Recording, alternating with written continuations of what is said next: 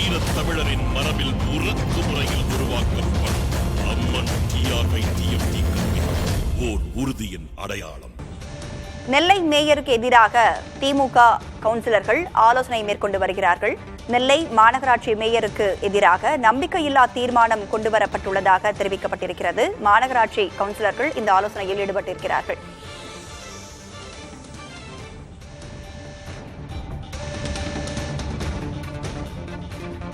நம்பிக்கையில்லா தீர்மானம் மீது நாளை வாக்கெடுப்பு நடைபெறவுள்ள நிலையில் தற்பொழுது இந்த ஆலோசனையானது நடைபெற்றுக் கொண்டிருக்கிறது.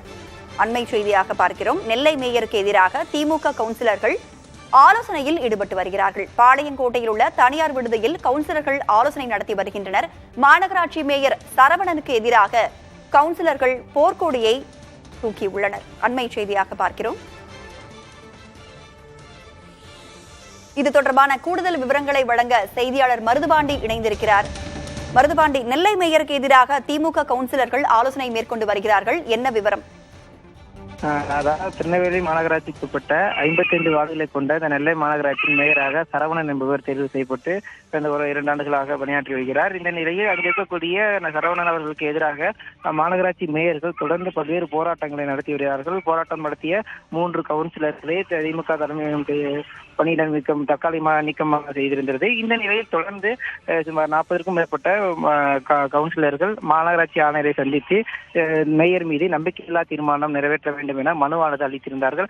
அந்த கையெழுத்து தொடர்பாக பல்வேறு சந்தேகங்கள் எழுந்த நிலையில் ஆணையர் அனைவரையும் அழைத்து நேரில் விசாரணை நடத்தியதில் கையெழுத்து உறுதி செய்யப்பட்டது. அதனைத் தொடர்ந்து நாளை, அதாவது ஜனவரி 12 நாளை காலை மாநகராட்சி வளாகத்திற்குள் நம்பிக்கையில்லா தீர்மானம் தொடர்பான இந்த வாக்கெடுப்பு நடைபெறும் என அறிவிக்கப்பட்டிருந்த நிலையில் இந்த வாக்கெடுப்பு தொடர்பாக திமுக தலைமையகத்திற்கு தகவல் தெரிவிக்கப்பட்டிருந்தது. இதனால் இந்த வாக்கெடுப்பில் யாரும் பங்கேற்கக்கூடாது என தொடர்ந்து கவுன்சிலர்களுக்கு அறிவுரையான வழங்கப்பட்டது. கடந்த சில தினங்களுக்கு முன்பு கூட தங்கம் தென்னரசு, அதாவது நெல்லை மாவட்டத்தின் பொறுப்பு அமைச்சராக இருக்கக்கூடிய தங்கம் தென்னரசு அவர்களின் தலைமையில் அதற்கான ஆலோசனை கூட்டம் நடத்தப்பட்டு பங்கேற்கக்கூடாது என அறிவுரை வழங்கப்பட்டதாக கூறப்படுகிறது. இந்த நிலையில் நாளை இந்த வாக்கெடுப்பு நடைபெறக்கூடிய இந்த நிலையில் தற்போது வண்ணாரப்பேட்டை பகுதியில் இருக்கக்கூடிய 2 தனியார் விடுதி மற்றும் திமுக அலுவலகத்தில் ரகசியமாக இந்த ஆலோசனை கூட்டம் என்பது தற்போது நடைபெற்று வருகிறது. இந்த ஆலோசனை கூட்டத்தின் பிறகு 3 குழுக்களாக பிரிந்து இங்க இருக்கக்கூடிய கவுன்சிலர்களை சுற்றுப்பயணமாக வெளியூருக்கு அழைத்து செல்ல திட்டமிடப்பட்டிருப்பதாகவும் ஒரு தகவல் அந்த வெளியாகி இருக்கிறது. அதன் காரணமாக நாளை வாக்கெடுப்பிற்கு கவுன்சிலர்கள் வர வாய்ப்பு குறைவு என்பது சொல்லப்படுகிறது. இருப்பினும் தற்போது இந்த ஆலோசனை கூட்டத்திற்கு பிறகு இங்கிருந்து கவுன்சிலர்கள் அனைவரும் கார் மூலம் ரகசிய இடத்துக்கு அழைத்து செல்ல திட்டமிடப்பட்டிருப்பதாக தகவல் வெளியாகி இருக்கிறது.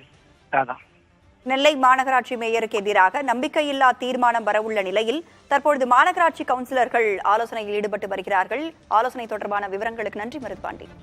நம் வீரத் தமிழரின் மரபில் உறக்கு முறையில் உருவாக்கப்படும் அம்மன் TRY-TFT கட்சி ஓர் உறுதியின் அடையாளம்.